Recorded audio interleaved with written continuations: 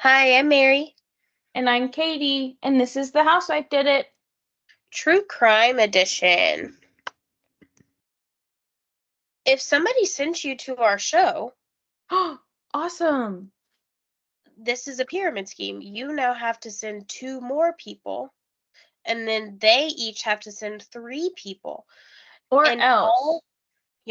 and all of those people have to like and subscribe or follow or whatever it is that we have to do and leave us 5-star reviews. Mm-hmm. Yep. Thanks. Thanks. Somebody commented on one of our YouTube videos and said that they loved it. I saw that on the Rebecca Zaho. yeah. Thanks. Yeah. We Please hope go you're to our here. YouTube. And yeah, we hope you're back. Good to see you. Send your friends. Tell your friends how much you love it. Emoji, emoji, emoji. Cool. Alrighty. Let's get to it. This one. I'm gonna give a content warning to start of sexual abuse, rape, physical abuse, and sex trafficking. Are you ready? I guess. Cyntoia Denise Brown had a complex childhood. She was adopted at a young age and struggled with her identity, her impulses, and later with abusive relationships and substance use. At 16, the same age that her biological mother was when she got pregnant with her, Cyntoia found herself getting in a car with 43-year-old Johnnie Allen. They were headed to his home to have a sexual encounter at an agreed-upon price of $150. In his bed, Cyntoia grabbed the gun from her purse and shot and killed Johnnie Allen. Was she scared for her life, or was she a cold-blooded killer? Let's find out. Quiz time. Go! You have to tell me the story now. Pause the video and tell us the answer. Thank you. In this story, we really are going to go back to the beginning. So, buckle in. Cyntoia was born in Kentucky on January 29th, 1988. We don't know the identity of her father, but her mother, her biological mother, Gina Mitchell, had become pregnant at 16 years old. Gina, much like her mother and grandmother, struggled with addiction. Her grandmother had completed suicide, and her mother had attempted. She was known to have used alcohol significantly. Gina estimates this to be about a fifth of vodka a day throughout her pregnancy, and began using crack cocaine at the end of her pregnancy and into Cyntoia's early childhood.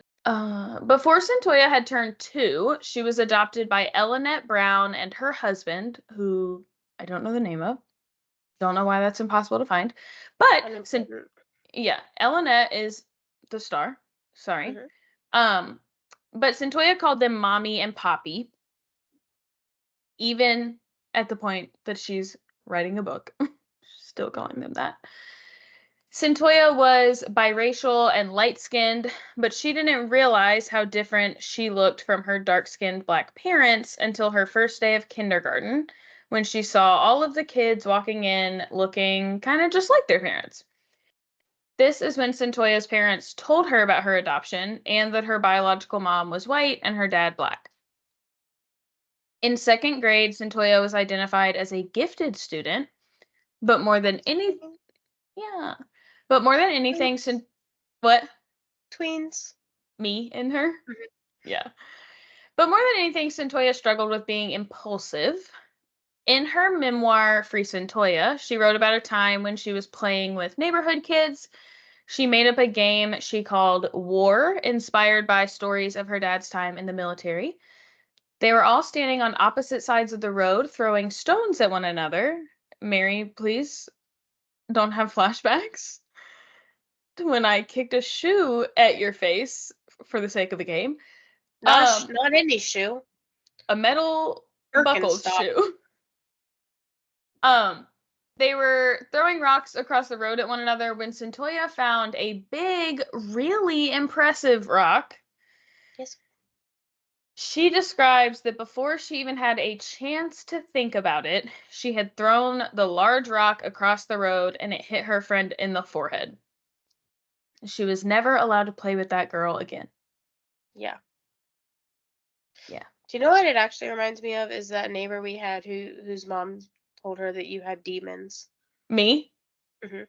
I will say though that like um having had students who like we don't have a gifted program at my school, but having had students who I would have identified as gifted, they are some of my more impulsive or like hyperactive or Mm-hmm. hypermobile students. Mm-hmm.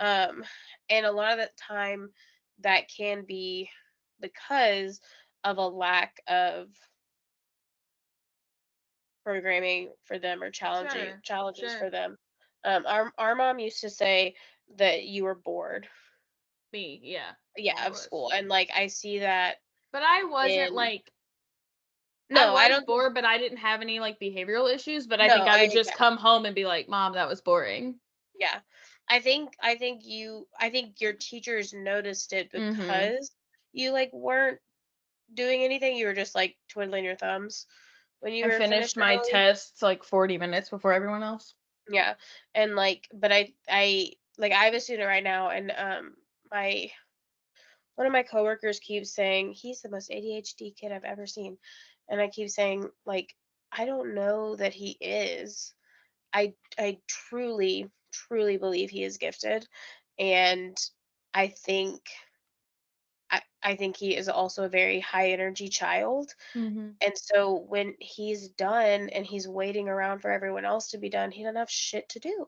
Yeah. And he loves games and he loves art. Like he wants to be doing something with his hands Mm-hmm. all the time. And Yeah. like I think that's pretty typical for students who are identified as gifted. Yeah. Cyntoia continued to have more and more trouble in school when other kids kept calling her white or talking about her strange hair. In grade, she got Were the other kids black? I don't know if like I don't know, but I think just like calling her white is like not true. Yeah, But but, I like, I'm think trying that to it figure was out, like, more are they like making fun of her hair because it's, like, textured or because it's, I like, think because it's just not different? but it's different for both. Like I think Right, that's what I'm her hair isn't that of a black girl right, necessarily. Like it's finer than a black girl's would typically be, but it's also kinkier than a yeah, white girls would be. So I think that's why the hair was strange. But then yeah, I think maybe kids were just calling her white in reference to like her parents and just saying yeah, like you're white. Like why are those your yeah, parents? Um so in 6th grade, Cyntoia got expelled for bringing caffeine pills to school that she found with her brother's things and showing them around to other students. When I heard this story, I was like waiting to find out what she brought. I was yeah, like, "Oh my god, she brought some like dope caffeine pills." like vitamins that you can She get didn't even fucking sell over the them. counter She just at showed them. Kroger, and she got expelled. Mhm. That's crazy. Her parents enrolled her in alternative school. God, Tennessee, you're Prison. It's prison. doing something. Over the next few years, Cyntoia got into a few fights and had a couple theft and breaking and entering charges. Cyntoia ended up in and out of DCS facilities, including a group home that sounds like it was for kids with behavioral issues. So, like, obviously, she wasn't in facilities because she did not have parents or like a family because she did, but I think it was just like thought that this would be helpful. Mhm. Um, Here, she gained a reputation as an escape artist. Cyntoia was a frequent runaway, first from her home and then now from this group home. Although Cyntoia says she has never been in fights with other kids before going to alternative school, she now had more than 20 assault citations in 18 months. Jesus. And that's on alternative school, my friends. Mhm. Do they have alternative schools like all over the country? I don't know. I mean, probably a concept like it, yeah.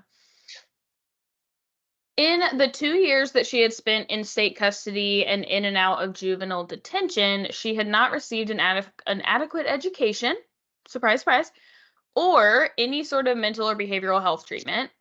And she had spent all of her time with other kids who the world also seemed to have given up on, which is kind of exactly what we always used to say in school, was that you go to alternative school to get more behavioral problems. And like there's truly no learning that happens there. Because Katie dated a boy that went to alternative school, he told us like what it was like. It's like in school suspension Mm-hmm. every single day. Like you are in a cubicle, you are staring at a wall, you cannot talk to anyone, you can't look around. Like how are you learning Mm-hmm. any new information? You can't watch a lecture happen. Mm-hmm. You're being like you're being watched Mm-hmm. to sit and do work. You can't learn anything new because you have to be working on something that you can do silently. Yeah. So when she finally returned home, though, from these couple years, everything was different. Her parents had gotten divorced and her dad had moved out. Back at school, her reputation had only worsened, and she was really no longer interested in doing well in school or improving what these people thought of her. She skipped school most days, staying home and smoking weed. When her mom caught her at home in the middle of the day and high, she was so disappointed in her.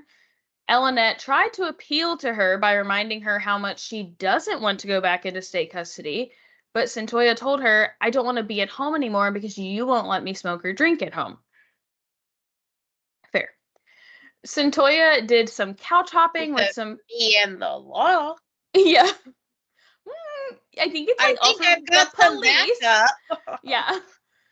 Cyntoia did some couch hopping with some friends and started selling crack. For a while, she felt like that really provided her with some control and freedom. Like, she felt like she was grown. She felt like she had her own money. Mhm. She didn't have to tell her mom where she was. She could get high and drink all day. I think these were friends that she had made from alternative school. If I was following, her family lived in like yes.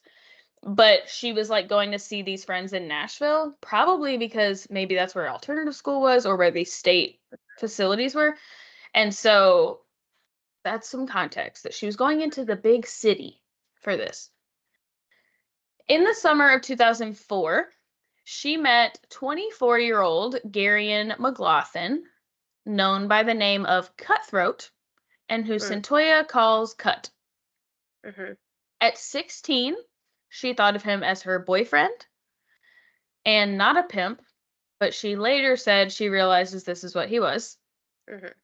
They were living in an in-town suites together where she says they were always either having sex or getting high. He told her that they wouldn't be able to keep affording the hotel if she didn't go out and make some money. At first, he told her this is the plan. You can bring guys back to the room and I will rob them. But pretty quickly, she figured out that he had already prearranged deals with his friends to have sex with her and had already agreed on a price or prices. If she didn't do what he asked, she would get thrown out. In their own relationship, sex was no longer optional, and Cut had implemented a no clothes rule requiring her to walk around naked at all times, even when a pizza delivery man came by, allowing him to get a good look at her. Cut threatened her with a gun, beat her, and sexually assaulted her regularly. and their entire relationship was only a few weeks long. Wow. So when I say pretty quickly, she figured out, I mean really quickly. Each time she went out to meet men at Cut's request, she took one of his guns in her purse for protection. On August 6th, 2004, Cut told Cyntoia she needed to go out and earn some money. She started walking from the hotel and was stopped near a Sonic not far away. Johnnie Allen pulled over in his truck and asked Cyntoia if she needed a ride. When she got in the car, he asked her if she was up for any action, and they settled on a price of $150. She asked what hotel he would want to stop at, but he wanted to go to his house. He told her he lived alone and there would be privacy there. Mm-mm. I don't need privacy, actually, Johnny. I'm good. Good on that. He said, delivery man's already seen me naked. Yeah, whatever. We could go do it in the Domino's for all I care. Whatever. As as they drove to his house, Cyntoia recalls that he spoke a lot about himself. Johnnie Allen used to be in the army, where he was a sharpshooter. He told her that women are always after him, but just for his money. Mhm. And when they got in the home, Cyntoia noticed a lot of guns. Obviously, Cyntoia had been around guns with Cut and other people in her life, and I'm sure in selling crack. But she was getting a little nervous. She did not know this man. Although Cyntoia had been doing involuntary sex work, which is how I'm going to refer to this, for a couple weeks now, she had never gone to someone's home to do so. But she was desperate to get Cut more money. She decided she didn't really want to go through with this anymore, but she was too scared to just tell him that she had changed her mind. She asked if they could go downstairs, and she later says that this was an attempt to get closer to an exit door. Obviously, I don't know what this house looks like, so I don't understand that, but whatever, I believe her, I guess.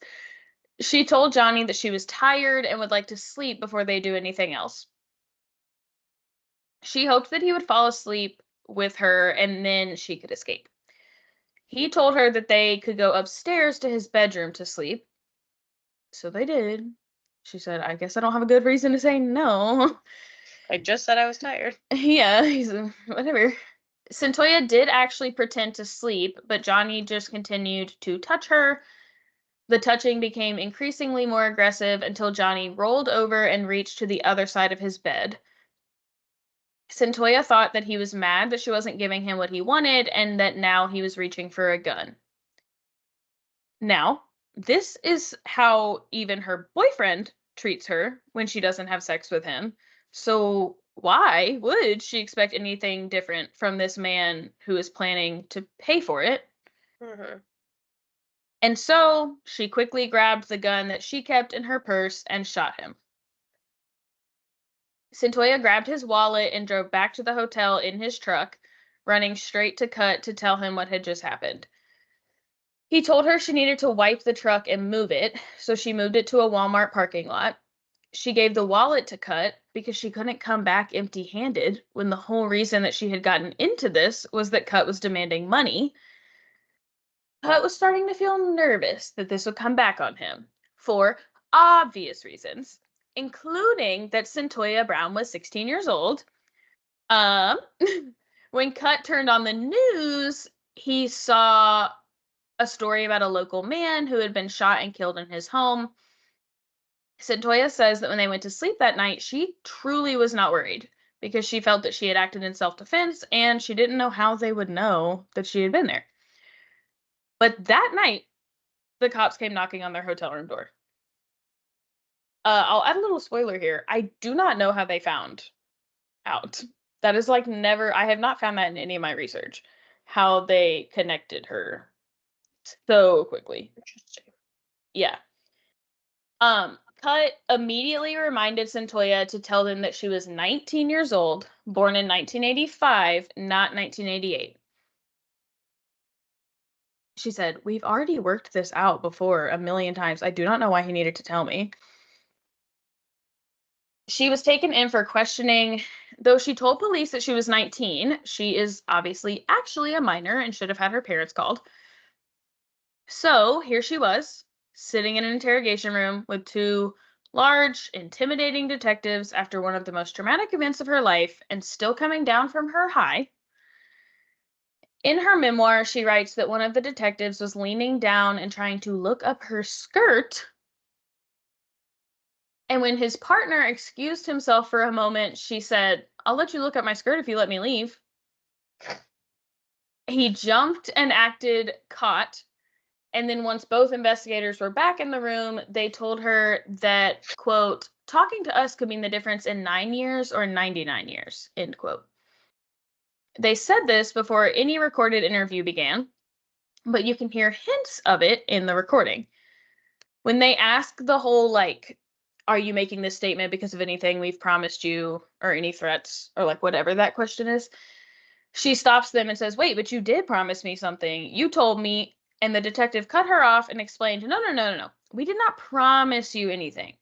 We simply said we would talk to the DA and let them know that you cooperated." So she is Confucian.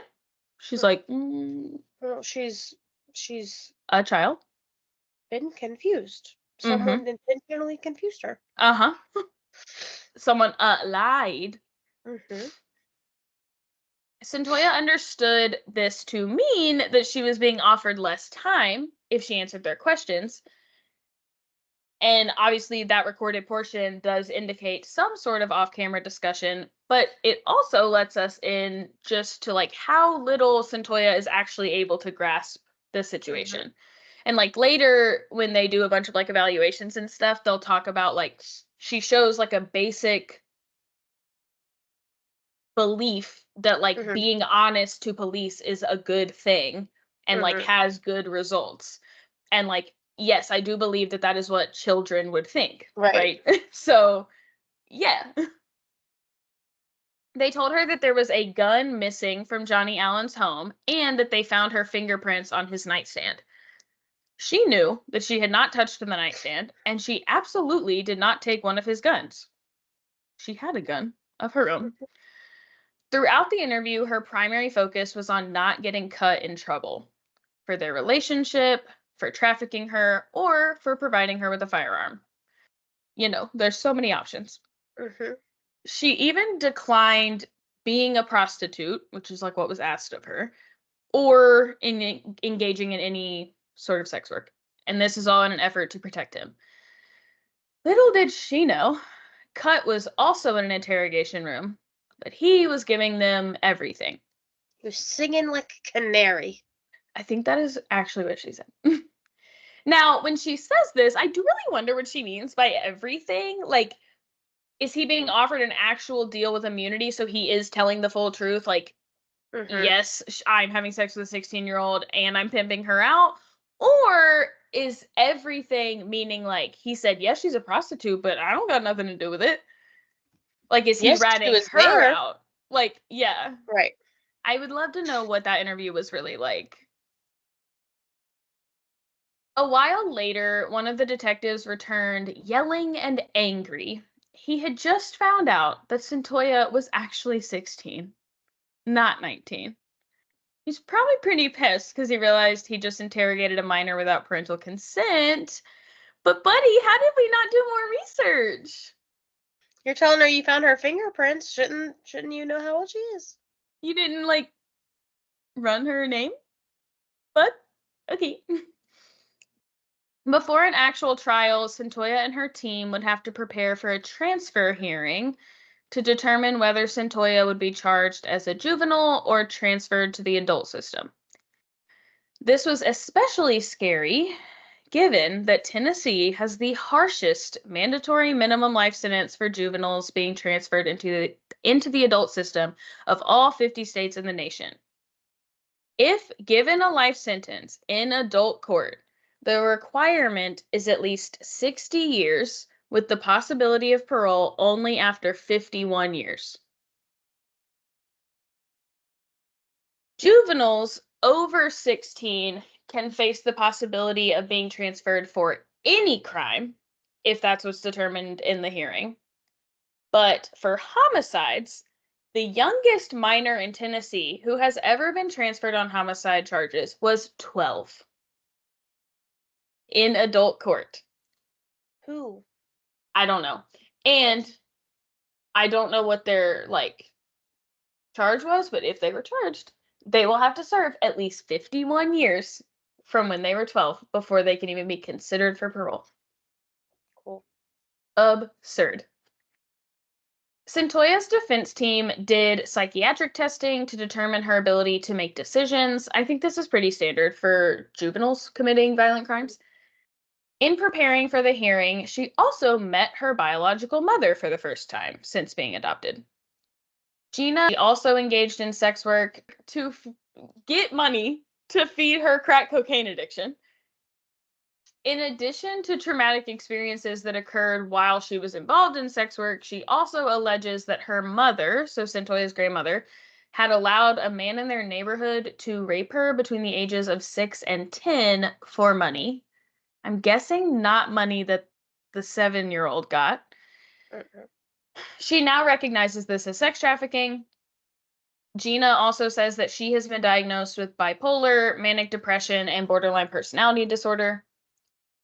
They also conducted extensive testing to determine how Gina's consistent alcohol use during her pregnancy could have affected Cyntoia. They concluded that she did suffer from fetal alcohol spectrum disorder and had borderline personality disorder, as well as just significant genetic history of addiction. Gina even testified at the hearing, but Cyntoia says that after this, she just stopped showing up, only occasionally popping back into her life when there was a TV appearance. I guess this is a good place to insert this. So the Netflix documentary about Cyntoia Brown, I did use, and then afterward have found out that Cyntoia Brown was not included in that. So it has large parts about her mom, trips to grandma's house. Her mom gets a lot of screen time. And so I think that makes more sense knowing this and knowing that Cyntoia wasn't involved. There is an original documentary that was done about Cyntoia Brown that she was involved in from 2011, but I couldn't actually find anywhere to watch it. The good news is because the Netflix one stole a bunch of stuff, it's mostly clips from the original. So I got the same information just from Netflix, who ripped everyone off. But I also read her book, and that's support, okay? Leave me alone. One of the major questions that they would pose in this transfer hearing is whether or not Cyntoia could have knowingly waived her Miranda rights and chosen to speak to the police. Based on her mental status at the time, possible cognitive impairments, and the mere fact that she was 16 years old, the defense was not so sure. For the hearing, Cyntoia decided that she would testify. And this time, she was ready to tell the truth about everything, even if it would make Cut look bad. Her family reminded her that she would need to keep her cool while testifying, even when the prosecutor was purposely trying to push her buttons. She did mostly maintain her composure throughout her time on the stand, but in the end, Cyntoia was transferred to the adult system to face her trial. While waiting for her trial, Cyntoia was trying to make the most of her time in prison, but also continued to struggle. I guess at this point, probably jail, right? I don't know. It was still hard to control her impulses, getting thrown into solitary from time to time for arguing with guards or fighting with other prisoners. She began taking psychiatric medication. In 2005, she received news that Garion McLaughlin, or Cut, had been shot and killed in a parking lot, and all of the memories came rushing back. Although she does feel grateful that she wasn't there. Her trial began on August 21st, 2006, and it lasted 5 days. The prosecution was trying to prove that Cyntoia's plan the whole time was to kill and rob Johnnie Allen. They brought in experts to say that he was asleep at the time that he was shot. He was turned on his side away from Cyntoia with his hands clasped, which is the one detail That's weird to me. The medical examiner confirmed that the shot would have been immediately fatal. They obviously point to the fact that she took his wallet and truck as evidence of the robbery. The prosecution also brought in a recorded phone call between Cyntoia and her mom while she was in jail. Her mom was trying to encourage that she still had a life to look forward to, but she said, quote, "Mommy, I've been facing life since the beginning. It doesn't matter how I behave in here. I'm still facing life. I killed a man. I executed him." End quote. They pressed and pressed and pressed Cyntoia's mom to admit that this was a confession of her daughter's guilt, that she was confessing to purposely executing this man. But Elinette did not budge from her belief that this is not even a little bit what Cyntoia meant. The defense did call the detectives who had interviewed Cyntoia, and they did confirm that they told her that they would let the DA know that she cooperated and that it could help her. They stand by that no promises were made. The defense may have made brief mention of Cyntoia's fetal alcohol spectrum disorder or certain genetic traits gleaned from her biological mother, but this was not a major focus in the trial. Her mom said that the most shocking and difficult part of the trial was hearing the details of her daughter's sexual experiences. I would say, more aptly in 2024, hearing the details of her daughter's sexual abuse and exploitation. But, you know, Different time. yeah, and like totally valid that they are experiences, I guess. She did experience it. Yep. The jury deliberated for 6 hours before returning and finding Cyntoia Brown guilty of first-degree murder, felony murder, and aggravated robbery. She was sentenced to life in prison and would not be eligible for parole for 51 years. She would spend the next few years grappling with her faith, working, writing with pen pals, and even getting a degree or two. Cyntoia said she did believe that there was a higher power, but she found it, quote, easier to wrap her head around God's wrath than his mercy, end quote, which I think is incredibly understandable. She had already earned her GED while incarcerated, and then Cyntoia applied for a new program coming to the prison called Life, run by Lipscomb University. In order to be admitted into the program, she would have to be on her best behavior. She was a great student and became close with her professors. One day she went to get mail, hoping that it was good news about her appeal, but when she opened it, she found that her appeal was not only denied, but also that the name of the assistant attorney general was that of her current professor, who she really loved. She was heartbroken to find out that he had fought for her to stay in prison. And he had actually just realized that this case he had worked on was actually the same person who was his star pupil in class. So, like, I'm guessing the way this works is, like, he just works on it, like, via document. Like, he's not, like, anywhere. Like, he's just reading Yeah. things. And, like, somehow just, like, didn't put together this girl's name and location to match the girl in his class. After being denied, Cyntoia wanted to rebel again. She did end up having a brief sexual relationship with a guard. Initially, she went to a disciplinary board and they agreed that she could continue her classes and her job. But then, one night, she and a few other girls were told to get up and come with them, and she was transferred to a prison in Memphis. That's where I live. Mm-hmm. I didn't know this. Mm-hmm. This was believed to be as, like, some sort of punishment, just, like, they just, like, come take them in the middle of the night. But she does describe that the Memphis prison was much more laid back. Was it 201 or Shelby Farms? I don't know, because I'm pretty sure, considering people we know that have been 201, I think 201 is a jail. So I Yeah, think I guess I thought that there both, were like, yeah, maybe. I don't know. I don't know. While she was in Memphis, she found out that her People we mom, know. huh? People we know. So many people we know. We know so many people that go to 201 Poplar. Do you remember when we went to summer camp and we took a field trip to 201 Poplar? I do not. I do. It was scary. I remember something we called the life program in high school where we went to the Tipton County jail. It was basically Beyond Scared Straight. Mm. Blah, blah, blah. Well, she was in Memphis. She found out that her mom had been hospitalized for breast cancer and was undergoing chemotherapy. Aw.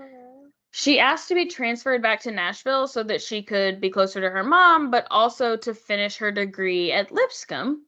She knew that it was a slim chance because inmates don't just like get to make transfer requests, but she was approved and sent back to Nashville after 6 months in Memphis.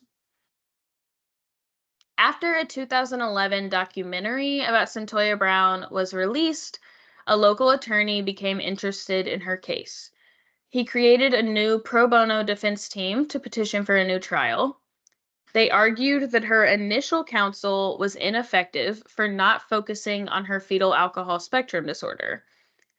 They ended up back in court between 2012 and 2014, dates unclear, for a post conviction relief hearing.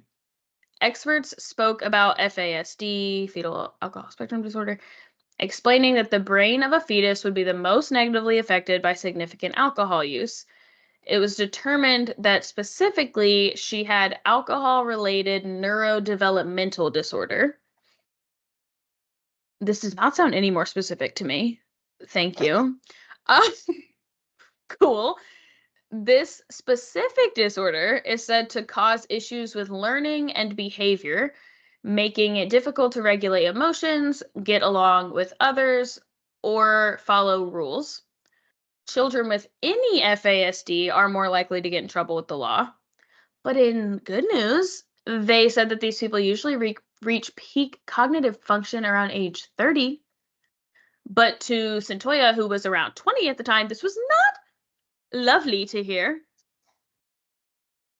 Although the goal was ultimately to help her, Cyntoia struggled with having to listen to these experts and her own attorneys speak about her this way. The expert said that she was significantly impaired. He stated that although her IQ was actually quite high at 134, also twins, she, quote, does not function like a person. Her functional abilities are terrible. So terrible, they are equivalent to a person with mild mental cognitive impairments, but he did not say it that kindly. He said the R word. End quote. That's part of his quote. He said that, yeah. um, He's talking about somebody else too. yeah. And like imagine sitting there for that. Like, ugh.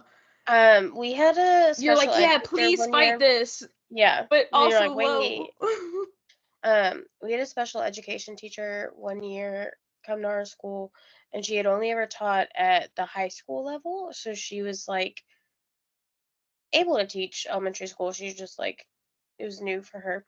And I remember our first IEP meeting, she had the child in my class, a third grader, sit in on it, and we got maybe 10 minutes into it before he started crying, and had to be escorted out of the room just because, like, we open every IEP meeting with like strengths, Yeah. but then and this is a student who already had an IEP, so like it wasn't like we were trying to figure out what he needed or what diagnosis he was going to have.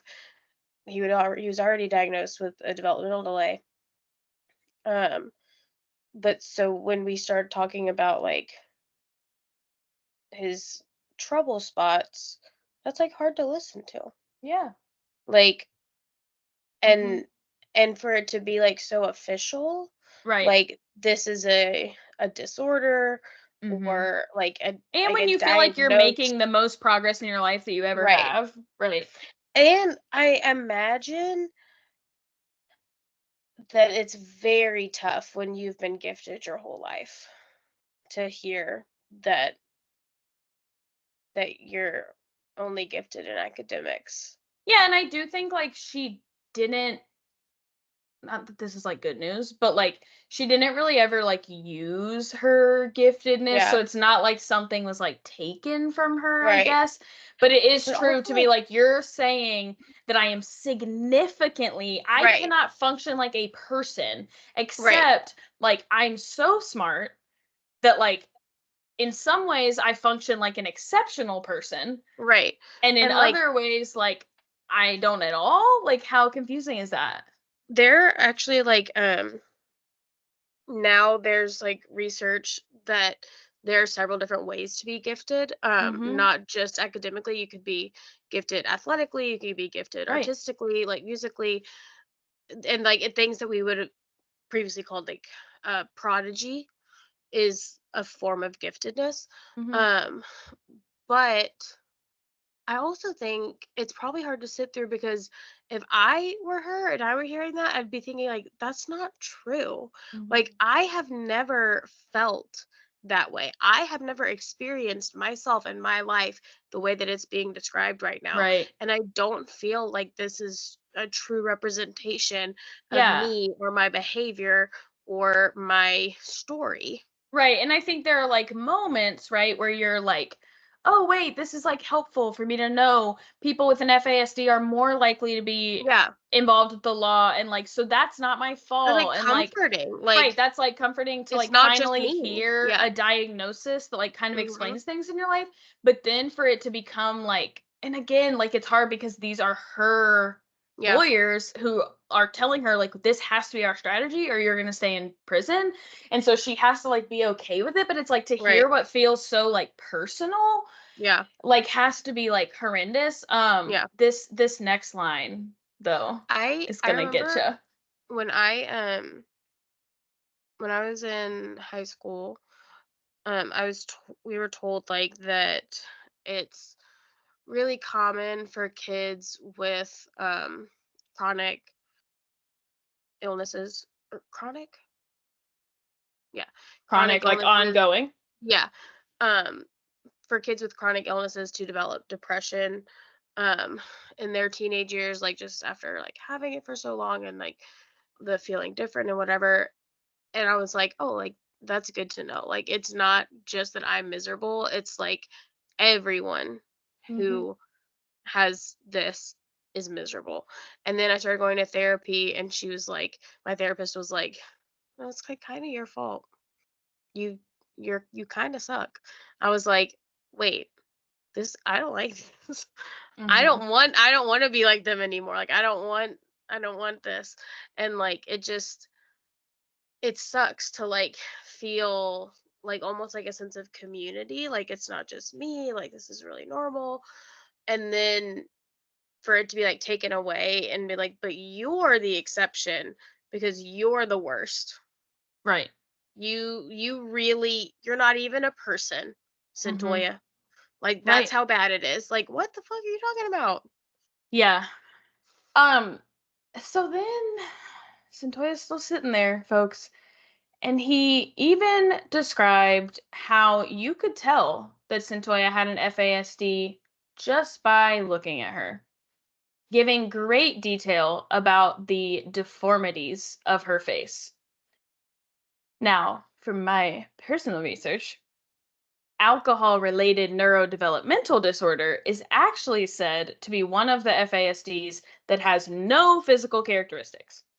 She also doesn't have the characteristics of a FASD because like in my child development classes we learn about fetal alcohol syndrome, and um it one of the like main like deformities is Hmm. like strong eye distance, and like it's a lot like in the face and like just I don't know. Just but like when you look up like what kids with fetal alcohol syndrome look like, it's a lot of like eyes far apart or like flat noses and things. And like Centoya doesn't have those. That like I really don't see any other there really aren't any other like Mhm. listed known like proven deformities. Yeah. It's also like, I guess like in law, like you're gonna try to make your point like as many different ways as you can, Mhm. but it just feels like disgustingly Yeah. unnecessary. Like her Right. mom was drinking a fifth of vodka a day. I'm convinced. Right. That's all I needed to know. Like, You already said she's basically not human. she would be hard pressed to not have a fetal alcohol spectrum Right. disorder after that amount of alcohol use for the entirety of the pregnancy. So like, and yes, you've already explained to us like how her behavior lines up with like those people. I don't need anything Mhm. else. On paper, I could have determined that that person Right. has an FASD. I don't need to I see am them. so good. Yeah, thank you. I don't care about her nose. Keep it to yourself. That's an inside thought, friend. I was about to say. In 2014, the judge ruled that her trial would not be reheard. He said that her team did not prove that a reasonable jury would have made a different decision having that information about her FASD.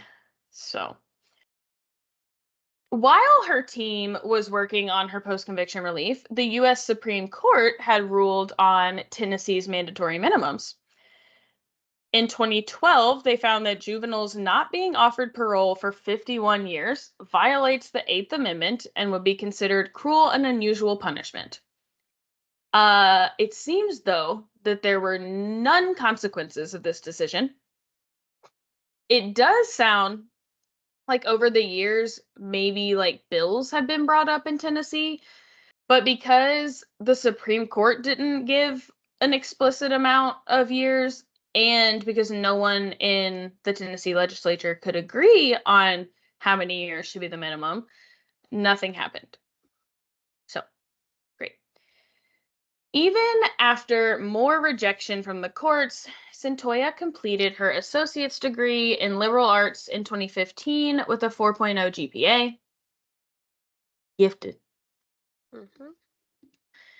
In 2017, Tennessee law changed and minors could no longer be charged with prostitution.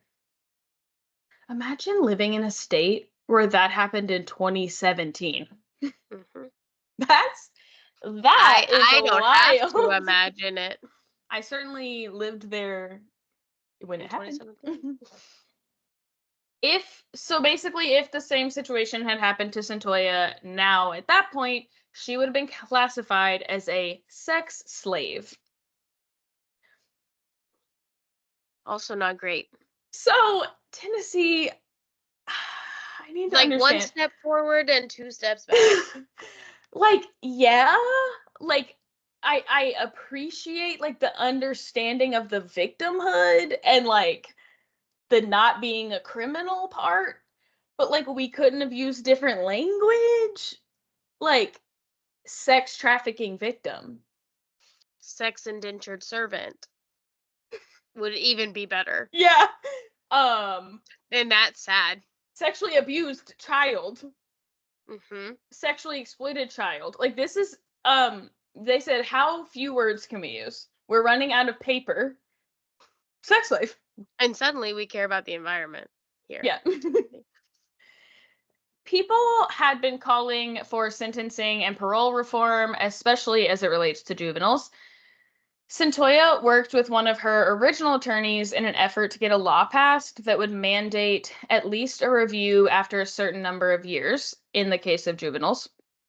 The whole point being that people change drastically from when they're 16 to 30. Mhm. The bill failed I in would hope so. yeah. The bill failed in Tennessee. Surprise, surprise. But by 2016, 24 states had adopted similar laws, partially inspired by Cyntoia's case. Tennessee just was not inspired by Cyntoia's case. No thanks. The one place it matters. Mhm. By this point, her case was not just receiving attention from those who had seen the documentary in 2011, but even celebrities were posting about it. Rihanna posted or reposted, quote, imagine at the age of 16 being sex trafficked by a pimp named Cutthroat. After days of being repeatedly drugged and raped by different men, you were purchased by a 43-year-old child predator who took you to his home to use you for sex. You end up finding enough courage to fight back and shoot and kill him. You're arrested as a result, convicted as an adult, and sentenced to life in prison. This is the story of Cyntoia Brown. She will be eligible for parole when she is 69 years old. End quote. I think that's such a good point too, that like this man, like, he picked up a child Mm-hmm. to pay her for sex. Like, and Mm-hmm. I know that she's like lying about her age, Probably saying whatever. she's Like, 19. You can see she her. Come on does now. not look I've like seen an her. come Yeah. on. Yeah, and like I know like this case has like a stunning lack of like information about the actual crime. Right. Mostly because I don't have a lot, but also because like to me they're two different questions, and like Mhm. whether Johnnie Allen was like actively in the process of trying to kill her like Mhm. doesn't change the fear that Mhm. that 16-year-old must have felt in that moment. And like the idea that this person would, yeah, purchase a child from a Sonic and take Mhm. them to an enclosed home Mhm. with guns everywhere, like it doesn't like give you a lot of confidence that this is like a great person who's going to take you Right. back home and who's like going to leave you unharmed. So like I just think I don't know. Cyntoia would receive mail from supporters and sometimes from men who were interested in her. She said it was seriously like they were sending me dating profiles. Usually, she and her roommate would read the letters and make fun of the men. Yes, queens. But one day, she opened an envelope and photos fell out of a man that she thought was fine. She says this in her book. She says this in interviews. They're like, "What made you want to talk to him?" And she's like, "He was fine." She starts writing letters back and forth with Jamie Long, eventually meeting him during visitation time and continuing to build a relationship. Jamie also brought her something that she had been reaching for years in prison, a deeper faith. They prayed together, and she even called him the Heathen Whisperer. Mhm. That's cute. In any other context of Cyntoia's life, not cute, but now it's cute. Later that year, Cyntoia's team filed for clemency from the governor, and this is just when a governor or a president can reduce someone's sentence or grant a pardon. Everything I read was like, this is why clemency is different from a pardon. And then it's like, it's when a governor can grant a pardon. And I'm like, he, that did not help me.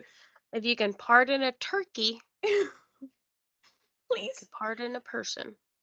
Or a barely a person, apparently. Yeah, true. The same doctor who had originally conducted Cyntoia's psych evaluation at 16 years old would now get to assess her again at 29. He felt that she had grown a lot, she had learned a lot in school, and she was even in the middle of writing a term paper on sex trafficking. In 2018, Cyntoia was granted a hearing in front of the parole board, who would then make a recommendation to Governor Bill Haslam. So Governor Bill Haslam don't even fucking show up to these things. Mhm. But fine, Bill Haslam. She had to show that she had been rehabilitated and that she would most likely be a productive and useful member of society. She had many supporters share how she had grown, stating that she was a model inmate and student, and that she even helps her other inmates in their classes. Even her professor, who had previously recommended denying her appeal when he was assistant attorney general, spoke about how much he regretted that. The parole board was split. 2 of the 6 recommended commuting her sentence to time served, so done. She could go home. 2 recommended 25 years in total, making her eligible for parole in 2029, so just 25 years instead of 51. And 2 voted to completely deny the clemency and keep the minimum of 51 years. It took 8 months for Bill Haslam to review the parole board's recommendations, but he decided to grant her clemency, saying, quote, "This decision comes after careful consideration of what is a tragic and complex case. Cyntoia Brown committed, by her own admission, a horrific crime at the age of 16. Yet imposing a life sentence on a juvenile that would require her to serve 51 years before even being eligible for parole consideration is too harsh, especially in light of the extraordinary steps Miss Brown has taken to rebuild her life." End quote. She would be released on August 7th, 2019. Where did he go? He gone. He done. He finished his terms. But they have term limits on governors? I think so, yeah. Well, that's good news, I guess. I was talking mad shit about our governor today in my meeting. What we were like reading, it was like right motivations and wrong motivations. And I said, the wrong motivations sound like all of the things that people who don't know anything about education impose on educators. Mm-hmm. Yeah, if y'all were here for the Grant and Gracie Solomon cases, you know of a different Bill governor that Tennessee has. And he not Bill Haslam. He sucks. Yeah. He denied like so much money for education just because he was like, I don't like teachers. Mm-hmm. No, thank you. Yeah. I think that Cyntoia mentioned, or someone mentioned, that in Bill Haslam's book, like he has like a memoir or something, and he like wrote about that like Cyntoia Brown's case is like one of the like it's like about the book's like about his faith, because like this is like important to him, and like that Cyntoia Brown's case was one of the most like convicting moments he's ever had in his life, that he was just like unable to like fathom how awful this was, and like couldn't make any other choice than the one he did. So sweet. Good job. He would have given us $60,000 for education that was denied. Rude. That would have been nice. It would have been the second greatest conviction of his life. His next greatest conviction is getting rid of term limits for governors so that he can overthrow Billy. Please. Jamie Long did not understand the timeline of things. So Bill Haslam said, yes, clemency, but you can't get out till August. And it's like January. And Jamie said, what? I thought if you got granted clemency, you would get out immediately. He had been waiting to go pick her up and propose to her and take her to get married. And he did not know that she was not going to get out. Like, was like physically waiting there? He was like, he like had moved to Nashville by this point to like be closer to her, and like I think he had like got all this stuff. I don't know that he had driven to the prison yet or whatever, because he didn't know, and he wasn't at this point. He had been banned from the prison grounds, likely due to racial profiling. It's a long story. But how sad is that? But when they found out they would have to wait almost 9 months, they said, oh, hell no. And they decided to get married while Cyntoia was still in prison on January 28th, 2019, which is the day before Cyntoia's birthday. In May, just 3 months before she would leave, she completed her bachelor's degree in organizational leadership at Lipscomb University, again with a 4.0 GPA.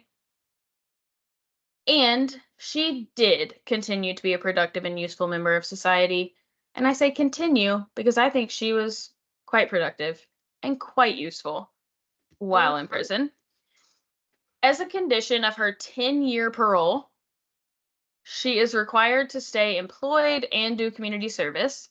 She says this is really easy for her because community service is where her heart is.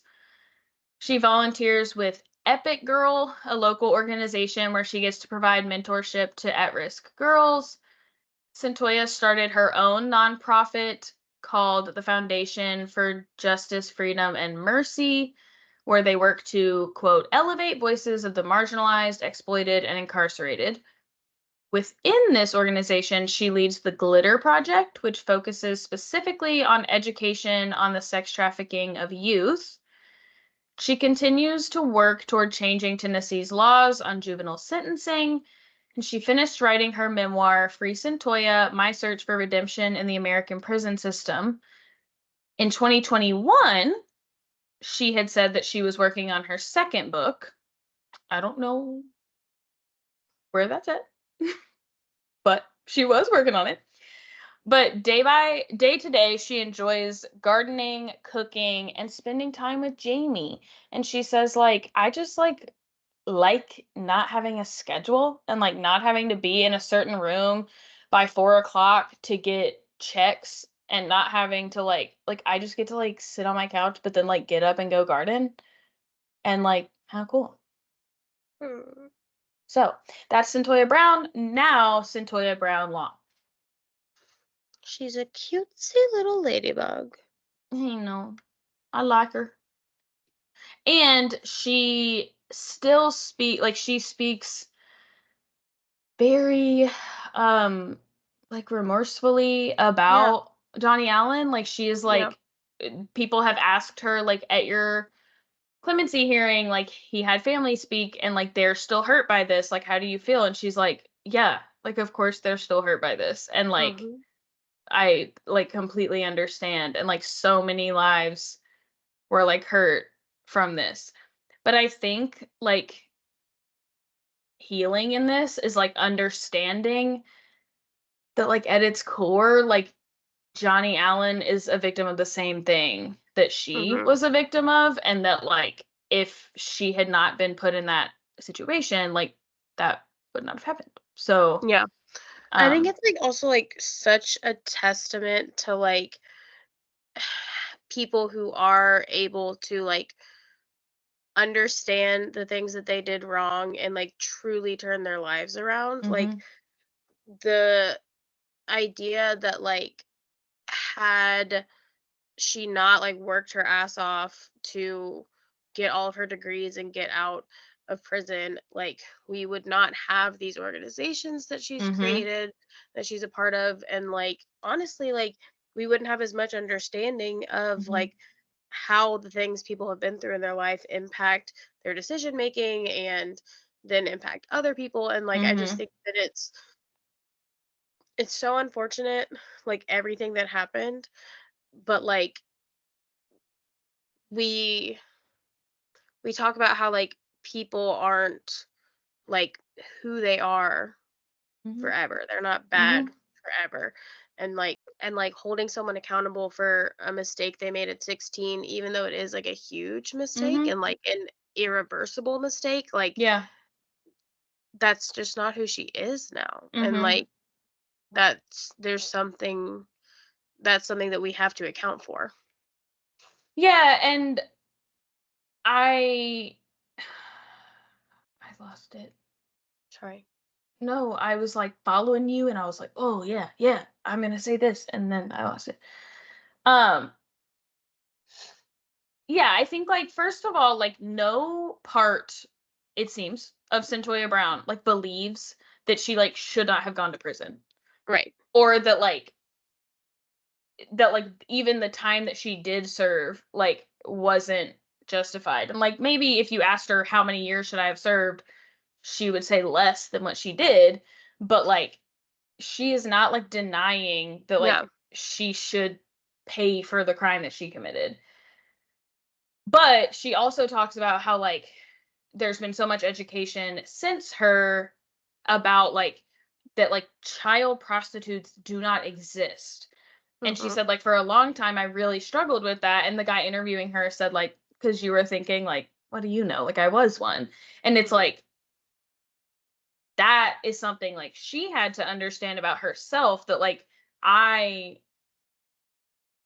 something was done to me, Right. and, like, obviously it ended in, like, a really awful way for, like, someone else, but yeah, and I also think that, damn it, it came back, and then I was about to say I got it, but then I lost it again. Um, Like something was done to her that then caused her to do something to someone else yeah. that like shouldn't have existed in the first place. Yeah, and I think I don't know, whatever, I guess, it's gone. It was I mean, something it was something different. I mean, it was, like, on this train of thought, but it was, like, a fact that I was like, "Oh, and she said this," and now I, like, can't remember. Um Cyntoia, Cyntoia, pop off in the comments. Tell us what oh, you that's what said. it was. I was gonna say, and, like, you were talking about, like, her impact, right? And I Hmm. was gonna say, like, it's hopefully not, but, like, it could be hard for people because, like, no laws did change in Tennessee due to her, but, like, they Hmm. changed a lot of other places, Hmm. and, like, probably wasn't because of her, hopefully it was just because it was fucking 2017, but now, like, you can't be a child prostitute in Tennessee, and that's not to say they won't. You can be a child sex slave, but not a prostitute. It doesn't mean they won't charge you for homicide, I guess, but, like, I would like to hope that the first question would be, like, who sent you here to, like, how did you end up here performing involuntary sex work as a minor? Um, and so, yeah, I think, like, so much has changed, and I know this is, like, also how she reconciles it, but, like, Cyntoia Brown is, like, so incredibly religious at this point. Her husband Mhm. is a Christian music artist.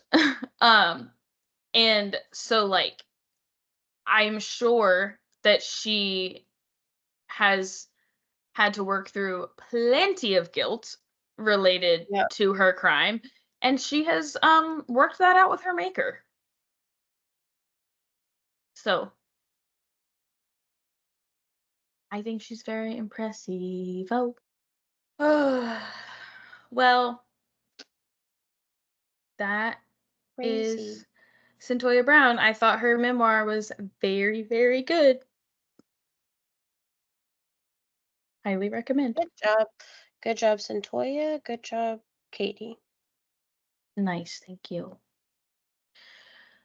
Um, anything else before we go? Okay. Bye. Bye.